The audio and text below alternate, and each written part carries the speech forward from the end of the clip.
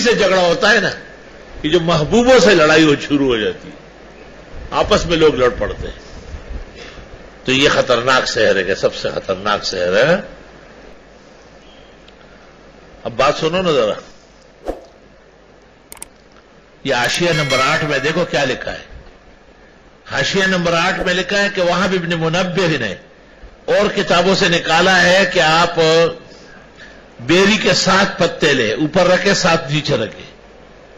اور پھر اس کو 2 پتھروں کے درمیان میں کوٹے، اس کا لاوا بن جائے گا، اس پر پڑھیے آیت الکرسی اور قل واللہ احد، قل اعوذ برب الفلق، قل اعوذ برب الناس،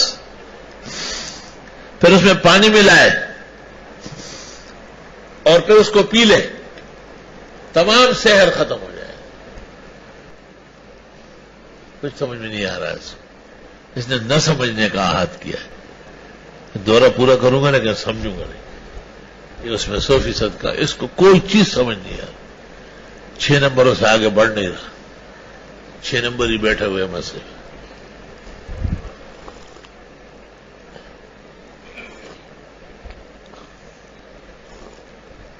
اب لطیفہ سنا، یہ مولانا محمد قاسم صاحب کا مشہور عمل ہے، رد سحر۔ 7 پتے لے لے، بیری کے ایسے رکھے، 7 اس پر ایسے رکھے، اور پھر پتھروں کے بیچ میں کوٹے، جب بالکل لاوا بن جائے تو اس پر آیت الکرسی 3 بار، قل یا الکافرون 3 بار، قل واللہ احد 3 بار، قل اعوذ برب الفلق 3 بار، قل اعوذ برب الناس 3 بار، اسے پانی میں لا لے اور اس آدمی کو کھلائے جو لوگوں سے لڑتا ہو، جھگڑے کرتا ہے گھر میں بھی اور شاگردوں سے بھی، بالکل صاف ہو جائے گا۔ لیکن مجھے ایک خوف ہے، اور وہ یہ کہ یہاں ایک بیری کا درخت ہے سامنے، پتہ نہیں اب نہیں ہے، اس کے پتے ہم نے بکریوں کو کھلائے، وہ سب مر گئے۔ تو میں نے پوچھا کسی آدمی سے، اس نے کہا بارش نہیں ہوئی ہے، زہر تھا یہ،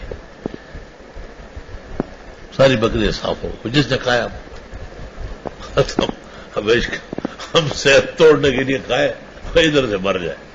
اور مصیبت۔ پنجاب سے بیری منگوانا چاہیے، سرحد سے منگوانا چاہیے، کیا بہت بارشیں ہوئی، بارشوں سے پتے اور درخت صاف ہو جاتے ہیں، اللہ کا خاص فضل ہوتا ہے۔